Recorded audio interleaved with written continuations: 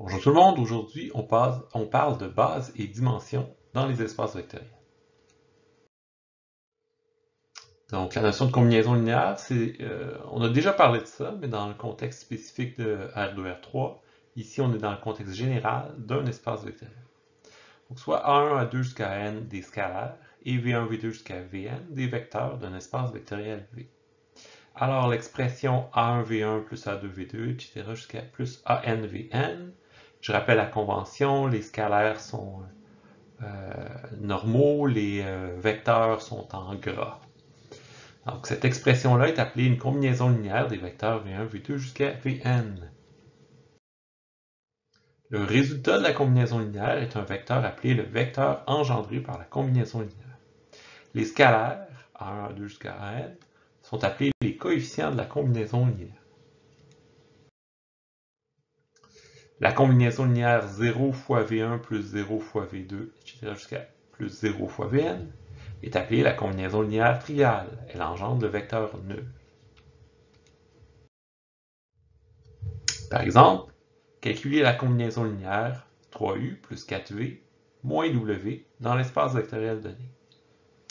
Alors, premier espace vectoriel, il s'agit de l'espace R4.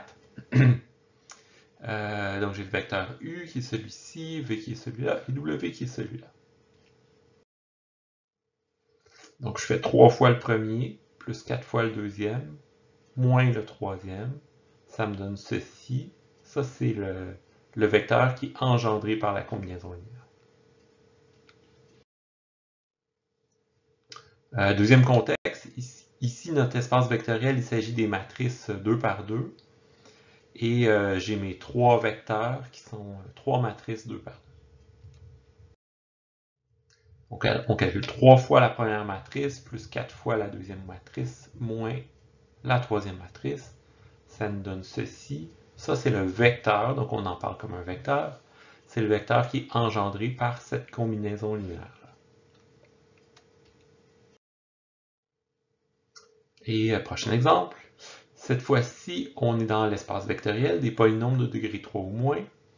J'ai mon premier vecteur qui est le polynôme 1 moins 4x plus 3x carré plus 5x3, etc. pour le deuxième et pour le troisième. Donc la combinaison linéaire, c'est 3 fois le premier, plus 4 fois le deuxième, moins le troisième. Ça nous donne ceci. Et donc ça, c'est le vecteur engendré par la combinaison linéaire 3u plus 4v moins w. Prochaine question. Écrire si possible le vecteur w comme combinaison linéaire des vecteurs u et v dans l'espace vectoriel donné. Donc on commence avec quelque chose de familier. On est dans R2 et on a 3 vecteurs de R2. Donc une façon de faire ça, je prends mon vecteur u, je le mets dans la première colonne de la matrice augmentée, mon vecteur v dans la deuxième colonne, mon vecteur w dans la troisième colonne. Donc, je trouve la forme ERL de cette matrice-là. Et puis, donc, ça, ce que ça nous indique, c'est que le vecteur U est linéairement indépendant, tandis que V et W dépendent de U. Donc, V, c'est 2 fois U, W, c'est 4 fois U. Donc, moi, je dois écrire W comme combinaison linéaire de U et V. J'ai une infinité de solutions possibles. Mais parmi celles-là, j'ai W est égal à 4 fois U plus 0 fois W. Donc ça, c'en est une.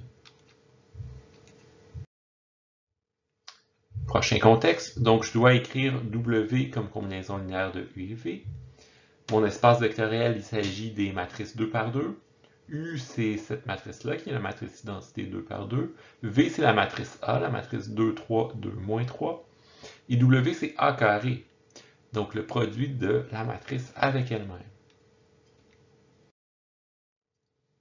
Donc l'idée est la même, on met notre vecteur U dans la première colonne, le vecteur 1, 0, 0, 1. Donc c'est notre matrice identité 1, 0, 0, 1. Ensuite le vecteur V, c'est la matrice 2, 3, 2, moins 3. W, c'était A carré. A carré, quand on le calcule, ça nous donne... évidemment, c'est sous forme de tableau 2 par 2 quand on le calcule. Mais on déplie ça, on met ça dans une colonne. On trouve 10 moins 3, moins 2, 15. Et on trouve la forme ERL de cette matrice-là. Ça nous donne ceci. Et donc, ça nous indique qu'on a une solution unique. Ça nous indique que W, c'est 12 fois U moins 1 fois V. Et donc, c'est ce qu'on trouve. On est arrivé à écrire W comme combinaison linéaire de U et V. Prochain contexte. Cette fois-ci, il s'agit de l'espace vectoriel des polynômes de degré 2 ou moins. U, c'est le polynôme 1 moins 4x carré. V, c'est le polynôme P', donc la dérivée du premier, qui est moins 8x. Et W, c'est la dérivée du deuxième, du tout premier, donc le polynôme constant est égal à moins 8. Ok, donc même principe, on met notre vecteur U dans une colonne, vecteur V dans une colonne. Donc là, vous aurez remarqué que la première ligne, ça correspond au terme constant, la deuxième ligne au multiple de x, troisième ligne au multiple de x carré. Même chose pour W. Et donc, on doit échelonner cette matrice-là. On trouve ceci. On a un pivot dans la colonne des constantes. Ça signifie qu'il n'y a pas de solution. Ou une autre façon de le voir, c'est qu'on peut constater que les trois colonnes de la matrice initiale sont linéairement indépendantes. Si elles sont linéairement indépendantes, ça signifie que je ne peux pas écrire W comme combinaison linéaire de U et V. Remarquez qu'on ne peut pas répondre ceci, dire c'est moins 8 fois le premier, plus 4x fois le deuxième qui donne moins 8. On ne peut pas donner cette réponse-là, même si cette égalité-là, elle est vraie. Ici, ça me donnerait moins 8 plus 32x carré, et puis moins 32x carré, donc il me resterait moins 8 à la fin. Donc l'égalité est vraie, et cependant, je ne peux pas écrire moins 8 fois U plus 4x fois V. Donc quand je multiplie par un scalaire, le scalaire, ça doit être une constante. Ici, ce n'est pas le cas, donc je ne peux pas utiliser ce truc-là pour écrire W comme combinaison linéaire de U et V. Et si je n'ai pas accès à ce truc-là, ben W, je ne peux pas l'écrire comme combinaison linéaire de U et V. Prochain exemple, écrire si possible le vecteur W comme combinaison linéaire des vecteurs U et V. Notre contexte, c'est l'ensemble, l'espace vectoriel F des fonctions de R dans R. Mon premier vecteur, c'est la fonction constante égale à 1. Mon deuxième vecteur, c'est la fonction cosinus de 2x. Et mon troisième vecteur, c'est sinus carré de x. Bon, il s'avère qu'on a une identité sinus carré de x, c'est 1 moins cos de x sur 2. Donc, c'est une demi-fois le vecteur constant et moins une demi-fois le vecteur cos 2x qui était v. Et donc, le résultat, c'est w, c'est-à-dire sin carré. Donc, c'est comme ça que j'arrive à écrire w comme combinaison linéaire de u et v. Ici, on ne peut pas utiliser une matrice. Il faut avoir recours à nos connaissances en algèbre. OK, définition. Donc ça, c'est une définition qu'on a déjà vue dans un contexte spécifique. La différence maintenant, c'est qu'on la voit dans le contexte général des espaces vectoriels. Donc soit V1, V2 jusqu'à Vn, des vecteurs d'un espace vectoriel V. Si seule la combinaison linéaire triviale des vecteurs V1 jusqu'à Vn engendre le vecteur nul, alors on dit que ces vecteurs sont linéairement indépendants, ou encore qu'ils forment une famille libre. Autrement dit, les vecteurs V1, V2 jusqu'à Vn sont linéairement indépendants si et seulement si. Donc, le fait que la combinaison linéaire engendre le vecteur nul, vous aurez remarqué que le 0 est en gras, donc il s'agit du vecteur nul. Donc, si la combinaison linéaire engendre le vecteur nul, c'est donc qu'il s'agit de la combinaison linéaire triviale. Soit V1, V2 jusqu'à Vn, des vecteurs d'un espace vectoriel V. S'il existe une combinaison linéaire non triviale, des vecteurs V1, V2 jusqu'à Vn, qui engendre le vecteur nul, alors on se dit que ces vecteurs sont linéairement dépendants, ou alors qu'ils forment une famille liée. Donc je rappelle, une combinaison linéaire non triviale, ça signifie que les coefficients sont non tous nuls. Et non pas tous non nuls, mais bien non tous nuls. Au moins un qui est non nul. Autrement dit, les vecteurs sont linéairement dépendants si ces éléments-ci, il existe des scalaires non tous nuls, tels que la combinaison linéaire engendre le vecteur nul. Exemple, déterminer si les vecteurs donnés sont linéairement dépendants. Je suis dans le contexte familier de R3 et j'ai 3 vecteurs. Donc, je peux les mettre dans les colonnes de ma matrice. Je peux échelonner ma matrice. Ça me donne ceci comme forme ERL. Donc, j'ai un pivot dans chaque colonne, ce qui m'indique que UV et W sont linéairement indépendants. Et donc, c'est ça ma réponse. Les vecteurs UV et W sont linéairement indépendants. Même question, cependant, cette fois-ci, je suis dans le contexte des matrices 2 par 2. Mon premier vecteur, c'est la matrice I2, donc la matrice identité 2 par 2. Mon deuxième vecteur, c'est la matrice A, 2, 5, 1, 3. Mon troisième vecteur, c'est l'inverse de la matrice A. Et mon quatrième vecteur, c'est la transposée de la matrice A. Donc, il faut déterminer si ces 4 vecteurs-là sont linéairement dépendants.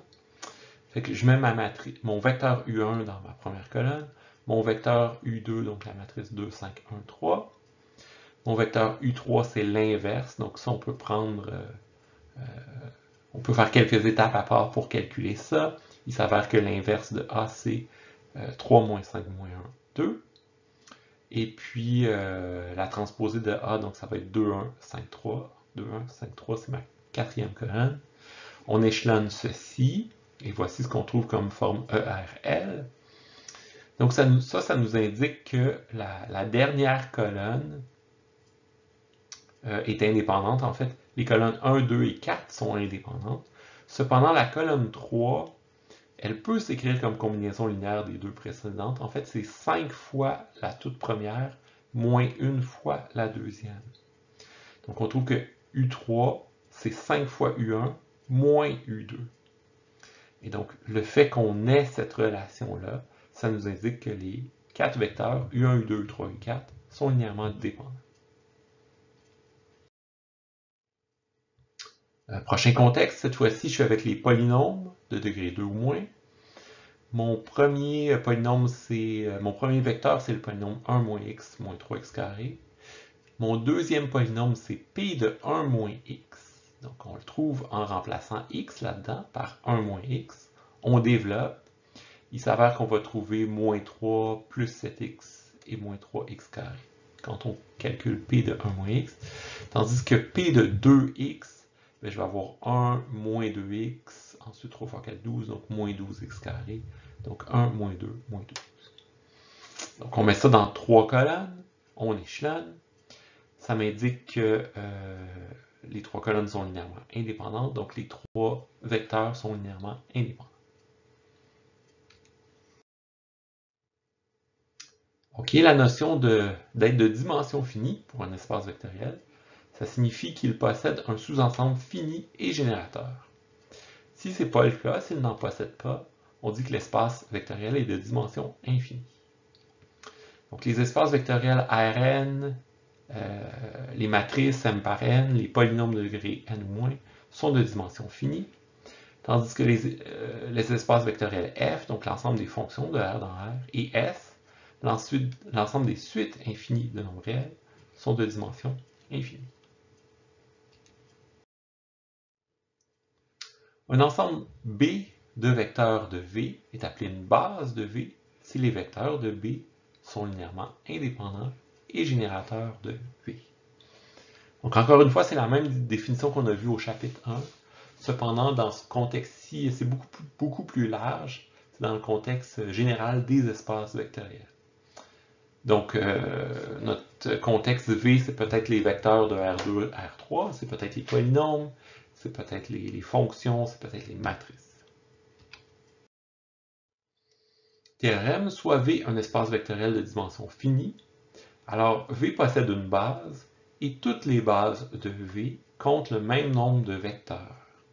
Ce nombre est un nombre fini appelé la dimension de l'espace vectoriel V. Donc ça, c'est un théorème qui est démontré dans les notes de cours que j'ai déposées sur Léa. Cependant, je ne ferai pas la démonstration dans cette présentation-là. La démonstration dépasse un peu le cadre du cours. Même dans les notes de cours, j'ai mis ça dans un encadré, c'est optionnel. Prochain théorème, soit V un espace vectoriel de dimension n et B un ensemble de m vecteurs de V.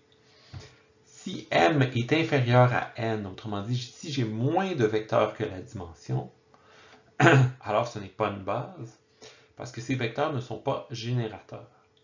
Il faut au moins avoir autant de vecteurs que la dimension pour être générateur. Si m est plus grand que n, donc si j'ai plus de vecteurs que la dimension, alors ce n'est pas une base, parce que ces vecteurs ne sont pas indépendants. Troisième affirmation, si j'ai autant de vecteurs que la dimension, dans ce cas-là, ça peut être une base, ça peut ne pas être une base. En fait, c'est une base si et seulement si les vecteurs sont indépendants. Et de même, si j'ai autant de vecteurs que la dimension, ça forme une base si et seulement si ils sont générateurs. En fait, quand j'ai autant de vecteurs que la dimension, les notions d'indépendance et de générateur, ces notions-là se confondent, elles deviennent identiques. OK, premier exemple, l'espace vectoriel Rn. Donc j'ai la base canonique dans Rn, qui est une base qui compte n vecteurs, donc ça signifie que Rn est de dimension n. Maintenant, l'espace vectoriel des matrices m par n, j'ai mes vecteurs uij. uij, c'est la matrice m par n, tous les éléments sont nuls, sauf celui situé sur la ligne I, la colonne J, qui est 1. Donc ça, c'est en quelque sorte la base canonique des matrices m par n. C'est une base, et ça compte m par n vecteurs. Et donc ça signifie que c'est la dimension de mon espace vectoriel des matrices m par n. J'ai m fois n dimensions dans cet espace-là. Troisième exemple, les polynômes de degré n ou moins. Donc si je regarde les puissances successives de x, ça c'est x puissance 0, puissance 1, puissance 2, etc. jusqu'à puissance n. Donc je suis passé de puissance 0 à puissance n, donc j'en ai n plus 1 vecteur. Donc ça forme une base de Pn. J'ai n plus 1 vecteur, ça signifie que Pn est de dimension n plus 1. Prochain exemple, déterminer si les vecteurs donnés sont générateurs. Donc je suis dans le contexte familier de R3, j'ai 4 vecteurs. Donc voici une façon de faire ça. On forme une matrice 4 par 3, chacune des 4 colonnes, c'est un des 4 vecteurs. J'échelonne cette matrice-là. OK, donc je trouve que le troisième vecteur peut s'écrire comme combinaison linéaire des deux premiers. Mais par ailleurs, je trouve que les colonnes 1, 2 et 4 sont linéairement indépendantes. Et donc, parmi ces 4 vecteurs-là, j'en ai 3 qui sont linéairement indépendants dans un espace de dimension 3. Donc, U1, U2 et 4 forment une base si j'exclus U3. Et s'ils forment une base, ça signifie que si je rajoute en plus U3, ben, ça va rester, ça sera plus indépendant, mais ça va rester générateur. Donc, à E4, les 4 vecteurs U1, U2, U3 et U4, c'est ça, ils sont générateurs. Même question dans un contexte différent, il s'agit des matrices 2 par 2. Et j'ai mes 4 matrices distinctes. Donc je les mets dans les colonnes de ma matrice que j'échelonne, je trouve ceci. OK? Et donc, je trouve que la quatrième matrice peut s'écrire comme combinaison linéaire des 3 premières. C'est pas très important comment, mais il s'avère que c'est 4 fois la première, moins une fois la deuxième, plus 2 fois la troisième, me donne la quatrième. OK, et donc ça signifie que j'ai seulement 3 vecteurs indépendants dans un espace de dimension 4. Et étant donné que je n'ai pas assez de vecteurs, ce n'est pas générateur. Donc mes 4 vecteurs U1, U2, U3, U4 ne sont pas générateurs de l'espace vectoriel des matrices 2 par 2. Prochain contexte, ici il s'agit des polynômes de degré 3 ou moins, et puis j'ai mes 3 polynômes qui sont donnés, U1, U2 et U3. Donc je peux en parler comme des polynômes ou comme des vecteurs. Donc ici, on se souvient que P3 est de dimension 4. J'ai 3 vecteurs dans un espace de dimension 4, alors forcément ils ne sont pas générateurs. Vous aurez remarqué ici que je les ai juste comptés, j'en ai 3, c'est pas assez. Je n'ai pas besoin de regarder quels sont leurs coefficients, ici il suffit de les compter. Prochain exemple, déterminer si l'ensemble de vecteurs B est une base. Ici je suis dans le contexte familier de R3 et j'ai 2 vecteurs, U1 et U2. Donc 2 vecteurs en dimension 3 ne forment pas une base. Donc encore une fois, ici, j'avais juste à les compter. J'en ai 2, ça m'en prend au moins 3. Si j'en ai moins que 3, je n'ai pas besoin de les regarder. Je sais automatiquement qu'ils ne forment pas une base. Prochain exemple. Ici, je suis dans le contexte des matrices 2 par 2. Le premier vecteur, c'est la matrice identité. Le deuxième vecteur, c'est la matrice A. Troisième vecteur, A carré. Quatrième vecteur, A cube. Donc, j'ai un ensemble à 4 vecteurs. Et je m'interroge, est-ce que ça forme une base? Donc, j'ai 4 vecteurs dans un espace de dimension 4. Donc, il va falloir que j'échelonne une matrice. Ça, c'est ma matrice U1, U2, U3, U4. Je mets ça dans les colonnes. D'une matrice, j'échelonne. Et vous voyez, je trouve que U3, ben, c'est 5 fois U1 plus 4 fois U2. Donc non, ils sont pas indépendants, donc ils ne forment pas de base. Et c'est tout.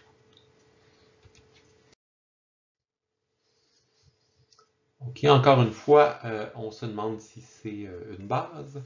Ici, je suis dans le contexte des polynômes de degré 3 ou moins. Et j'ai 1, 2, 3, 4 polynômes.